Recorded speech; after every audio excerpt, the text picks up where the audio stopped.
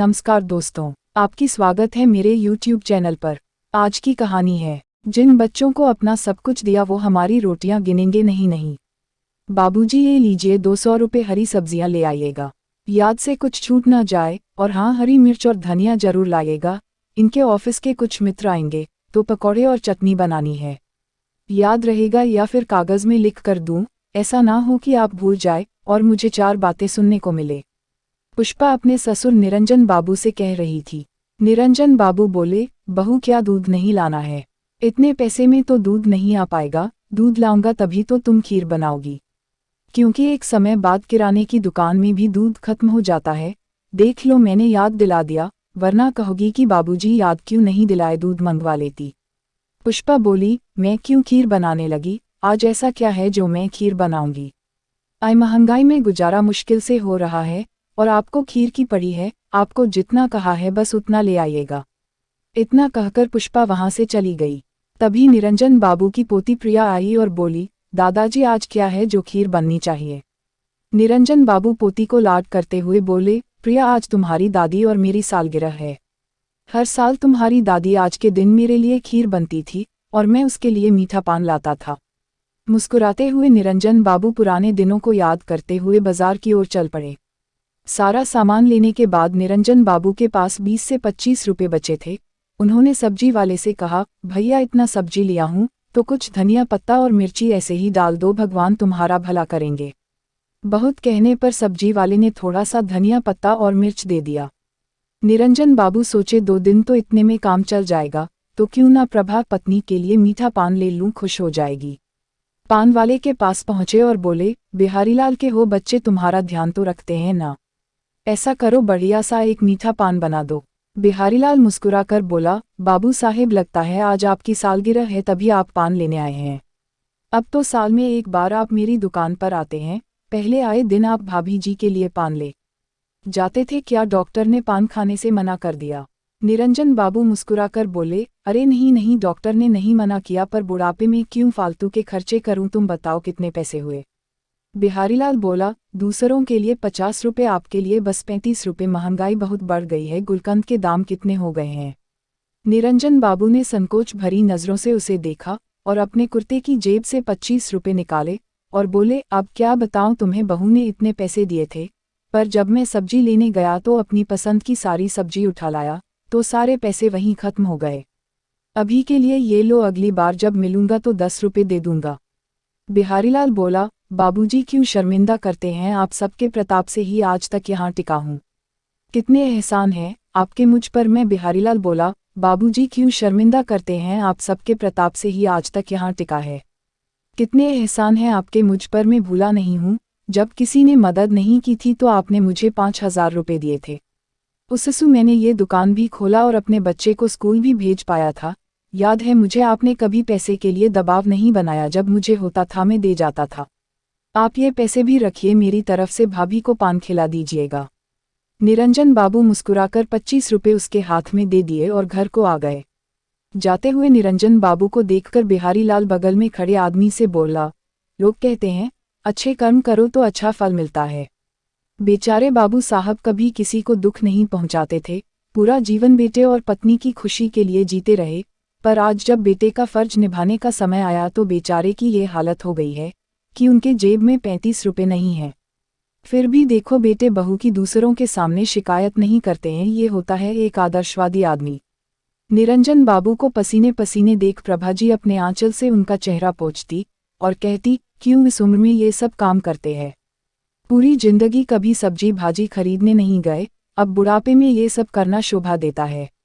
निरंजन बाबू बोले, भाग्यवान, पहले नौकरी करता था तो खाना हजम हो जाता था, अब अगर चलूंगा फिरूंगा नहीं तो गैस बन जाएगा, फिर मेरे पेट में दर्द होगा, फिर मैं तुम्हें ही परेशान करूंगा, तो क्या तुम उसके लिए तैयार हो? प्रभा जी बोली, पहले की बात अलग थी कि मैं आपको आए दिन दूध मेवा क्या कुछ नहीं खिलाती थी, अब तो गिनकर रोटी मिलती है, खाते ही कितना हो जो पचाने के लिए इतना पसीना भागते हो। निरंजन बाबू बोले, तुम वो सब छोड़ो, देखो मैं तुम्हारे लिए क्या लाया हूँ, मेरे दुख सुख की शादी, तुम्हें हमारी शादी की सालगिरह बहुत बहुत मुबारक हो। ये कहकर उन्होंने मीठा पान प्रभा जी की तरफ बढ़ाया। प्रभाजी मुस्कुराकर बोली, हर कोई भूल जाता है पर आप नहीं भूलते। इस मीठे पान की तरह हर कड़वी यादों को बुलाकर आप मेरी जिंदगी में मीठापन घोल देते हैं। ईश्वर आपकी सभी कष्ट मुझे दे दे और मेरे सुख आपको दे दे। निरंजन बाबू बोले, प्रभा ऐसा मत कहो, यही प्रार्थना ईश्वर से मैं तुम्हारे लिए करता हूँ। मैं तो तुम्हें जीवन के सांझ में बहुत सुख देना चाहता था, पर क्या करूँ, असहाय हो गया हूँ। जिनके लिए कभी अपनी जेब नहीं देखता था, आज थोड़े से सुख के लिए उनके सामने हाथ फैलाना पड़ता है। खैर छोड़ो इन बातों को, तुम अपना मुंह मीठा करो। इसे खाकर जब तुम कुछ कहती हो तो मीठी सी खुशबू और तुम्हारे होंठ लाल हो जाते हैं। तुम बिल्कुल वैसी ही लगती हो जैसी 50 साल पहले लगती थी। इतना कहकर उन्होंने प्रभा जी के मुंह में पान दे दिया और दोनों हंसने लगे। तभी उधर से पुष्पा आई और बोली, बाबूजी मैंने आपको धनिया पत्ती और मिर्ची लाने को कहा था, ये क्या लाए हैं? कहाँ गए वो पैसे जो मैंने दिए थे? अच्छा तो वो पैसे आपने माँ जी के लिए पान लाने में खर्च कर दिए।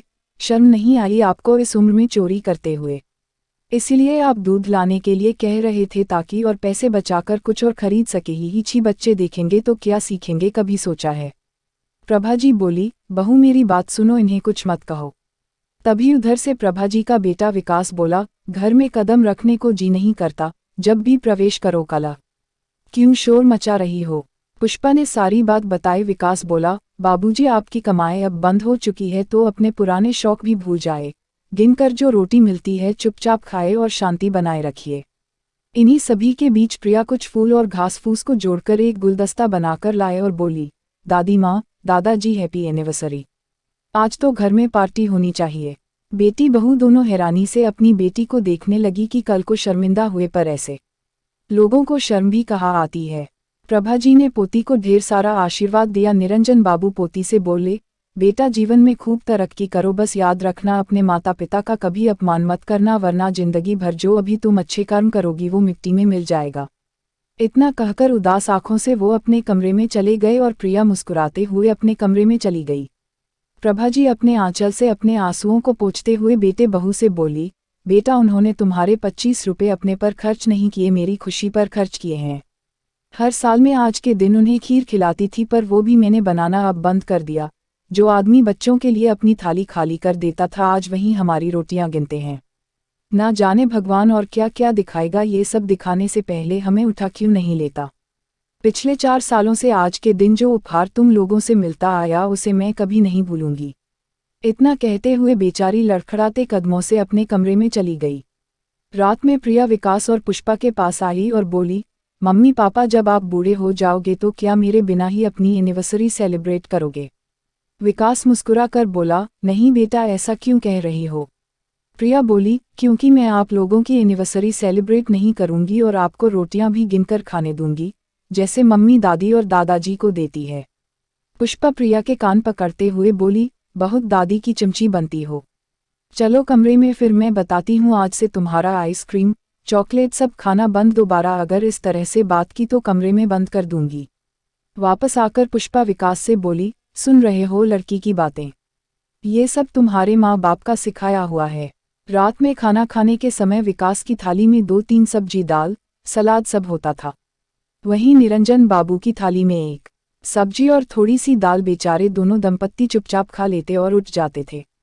सबके खाने के बाद निरंजन बाबू अपने बेटे से बोले, विकास जो मैंने तुम्हें अपना पासबुक दिया था और बैंक के कागजात वो मुझे दे देना। विकास आधैर्य से देखा तो वे बोले, बेटा अब मैं इतना भी असहाय नहीं हूं कि अपने कागजों के काम नहीं कर सकता। तुम पर बहुत सारी जिम्मेदारियां हैं, घर पत्नी और बच्चे, क्या क्या संभालोगे, मेरे कागज मुझे दे देना। विकास हक्का बक्का चुपचाप अलमारी से पासबुक और बाकी कागज निकाल कर लाया और उनके हाथ में देकर बोला, ये आप सही नहीं कर रहे हैं, मैं तो सब संभाल ही रहा था। निरंजन बाबू बोले, हाँ पिछले 4 सालों से तुम कैसे संभाल रहे हो ये मैं देख रहा हूँ और महसूस भी कर रहा हूँ। इतना कहकर वो अपने कमरे में चले गए। अगले दिन निरंजन बाबू नहा धोकर एक थैली में अपने कुछ कागज लेकर घर से निकल रहे थे। विकास बोला, बाबूजी कहाँ जा रहे हैं? निरंजन बाबू बोले, बैंक जा रहा हूँ, कुछ पैसों की जरूरत है। विकास बोला, आपको हो क्या गया है, कल आपने पासबुक और घर के कागज ले लिए, आज अचानक से आपको पैसों की क्या जरूरत हो गई? बुढ़ापे में कहीं कोई नए शौक तो नहीं पाल लिए? इतनी भी जरूरत थी तो मुझसे मांग लेते। उद्धरण चिन्ह। निरंजन बाबू बोले, बेटा मैं कोई भिखारी नहीं हूँ जो तुमसे पैसे मांगता रहूँगा। याद है तुम्हें नौकरी से पहले तुम्हारे मांगने से पहले मैं तुम्हारे हाथों में पैसे रख देता था। तुम्हें खाने की इच्छा ज़्यादा होती तो तुम्हारी माँ अपनी थाली से रोटी तुम्हारे थाली में दे देती थी और आज तुम मुझे मांगने के लिए कह रहे हो। मुझे पेंशन भले ही ना मिलता हो पर रिटायरमेंट के बाद जो भी पैसे मुझे मिले हैं वो मेरे हैं। शाम को जब दफ्तर से लौटकर आओगे तो मुझे तुमसे ज़रूरी बात करनी है, भूल मत जाना। इतना कहकर निरंजन बाबू बड़े आत्मविश्वास के साथ घर से बाहर निकल गए। निरंजन बाबू शाम तक घर नहीं आए तो प्रभा जी को उनकी चिंता हो रही थी। करीब 4:30 बजे निरंजन बाबू घर आए। प्रभा जी के लिए 2 सूती की साड़ी और दूध की थैली देते हुए बोले, प्रभा कल तो मैं तुम्हें कुछ दे नहीं पाया, ये लो तुम्हारी सभी साड़ी बहुत पुरानी हो गई थी और ये लो दूध, मेरे लिए खीर बनाओ जो तुमने कल नहीं बनाई थी। अब तुम्हें किसी की 4 बातें सुनने की कोई ज़रूरत नहीं है। प्रभा जी बोली, बच्चों से गलती हो जाती है, उन्हें माफ़ कर दीजिए, क्यों बात को बढ़ा रहे हैं। निरंजन बाबू बोले, नहीं बात तो अब हद से ज़्यादा पड़ चुकी है, अब तो मुझे उसका निदान मिल गया है। प्रभा जी हैरानी से उन्हें देखी और बोली, आप क्या करने वाले हैं। निरंजन बाबू मुस्कुराकर बोले, इंतजार करो, शाम में जब तुम्हारा बेटा लौटकर आएगा तब बताऊंगा। अभी तो तुम मेरे लिए वही पुरानी खीर बनाओ जो तुम हर साल सालगिरह पर बनाया करती थी। शाम में जैसे ही निरंजन दफ्तर से लौटकर आया, सामने सोफे पर पैर चढ़ाए निरंजन बाबू अपने पुराने अंदाज में बैठे थे। विकास बोला, बाबूजी अभी कोई ना कोई घर में आता रहता है, आप यहाँ क्या कर रहे हैं, अपने कमरे में जाकर बैठिए। निरंजन बाबू बोले, ये घर मेरा, ये सोफ़ा मेरा, क्या तुम मुझे बताओगे कि मुझे कितना खाना चाहिए और कहाँ बैठना चाहिए। तभी पुष्पा कमरे से बाहर आई और बोली, क्या बात है बाबूजी, 2 दिन से आपके रंग ढंग बदले हुए हैं। कुछ तो अपनी उम्र का लिहाज कीजिए, बच्चे देखेंगे तो क्या सीखेंगे। निरंजन बाबू हंसकर बोले, आज तक अपने बेटे के सामने एक आज्ञाकारी बेटा और संस्कारी पति और पिता बनकर रहा, जब मेरी औलाद ऐसी बनी तो तुम लोगों की औलाद कैसी बनेगी इसकी तो कोई गारंटी नहीं ले सकता। उद्धरण चिन्ह। प्रभाजी निरंजन बाबू को रोकने की बहुत कोशिश की परंतु आज निरंजन बाबू रुकने वाले नहीं थे। उन्होंने कहा, मैंने बहुत कोशिश की थी बेटे और पिता के बीच एक अच्छे रिश्ते को बनाने की, पर जिसके लिए आज तक अपनी इच्छाओं को मारता आया वो आज हमारी रोटियां गिनता है। जिस माँ का आंचल बेटे के पसीने को पोंछते भीगता था, आज उस माँ का आंचल आंसुओं से भीगता है और बेटे को एहसास तक नहीं होता। बहुत बन लिया अच्छा पिता, अब अच्छे पति होने की इच्छा रखता हूँ। विकास बोला, घुमा कर क्यों बातें कर रहे हैं, साफ साफ कहिए क्या कहना चाहते हैं। निरंजन बाबू बोले, अगर सीधे सीधे सुनना चाहते हो तो सुनो, ये घर मेरा है। ऊपर के दोनों कमरों का इस्तेमाल तुम कर सकते हो, जिसके लिए तुम्हें या तो मुझे महीने के 20,000 रुपये देने होंगे या फिर घर खर्च और रसोई का काम तुम्हारी पत्नी देखेगी। तुम्हारी माँ घर का कोई काम नहीं करेगी। अगर तुम्हें मंजूर है तो तुम यहाँ रह सकते हो, वरना दरवाजा तुम्हारे सामने है। सब हैरानी से निरंजन बाबू को देख रहे थे। निरंजन बाबू प्रभा जी से बोले, अरे प्रभा, खीर बनाई हो कि नहीं? आज का दिन मैं जीवन भर नहीं भूलना चाहता हूँ, तो ऐसी खीर बनाओ कि स्वाद आ जाए। क्योंकि सीखने की कोई उम्र नहीं होती, ये सबक मुझे जीवन के तीसरे पहर में सीखना और सिखाना पड़ेगा, ये मैंने सोचा ही नहीं था। प्रभा जी चुपचाप खीर की कटोरी उनके आगे कर दी। निरंजन बाबू एक चम्मच खीर मुंह में लेकर बोले, स्वाद आ गया, अपनी मेहनत की खाऊंगा, किसी को अब अपनी रोटियां गिरने नहीं दूंगा। विकास और पुष्पा चुपचाप अपने कमरे में चले गए। पुष्पा बोली, मुझे नहीं रहना इस घर में, चलो दूसरे जगह रहते हैं। विकास बोला, बाहर कितनी महंगाई है तुम्हें पता है, घर का किराया ही 25 से 30,000 है। ऊपर से राशन पानी कैसे करेंगे, घर में कम से कम चावल और आटा गांव से आता है और किराया भी देना नहीं पड़ेगा। जो बाबूजी ने कहा है अब वैसा ही होगा। अगर तुमने पहले सब संभाल लिया होता तो आज ये दिन नहीं देखना पड़ता। अब ठाठ से निरंजन बाबू खाते और पोती को खिलाते और हमेशा प्रभा जी से कहते, जितना तुम्हें करना था तुमने कर लिया, अब अपने लिए जीना सीखो, ना जाने कब बुलावा आ जाए तो क्या फटे हाल और क्या भूखी जाओगी। प्रभा जी भी सोचने लगी कि सभी तो कह रहे हैं कितना कुछ बेटे के लिए किया, पर उसने बदले में क्या किया। निरंजन बाबू ने अपनी आधी संपत्ति वृद्ध लोगों के नाम कर दी और आधी संपत्ति अपनी पोती के नाम कर दी, ताकि भविष्य में उसे पढ़ाई लिखाई में कोई परेशानी ना हो। बेटे बहू को अपनी गलती का एहसास तो हुआ, पर निरंजन बाबू को जो करना था वो कर चुके थे, तो अब उन्हें कोई चिंता नहीं थी। मित्रों, क्या युवा वर्ग ये भूल जाते हैं कि जहां आज उनके माता पिता है, कल उस जगह उन्हें भी जाना है। खुदा ना खस्ता अगर उनके बच्चों ने उनके साथ दुर्व्यवहार किया तो क्या वो सहन कर पाएंगे। वक्त रहते अपनी भूल स्वीकार कर लेना ही बेहतर है। आपको यह कहानी कैसी लगी? आप मुझे अपनी राय कमेंट बॉक्स में ज़रूर दीजिएगा। कहानी पसंद आए तो लाइक, शेयर, सब्सक्राइब कर दीजिएगा। मिलते हैं अगली कहानी में। Thank you for watching video.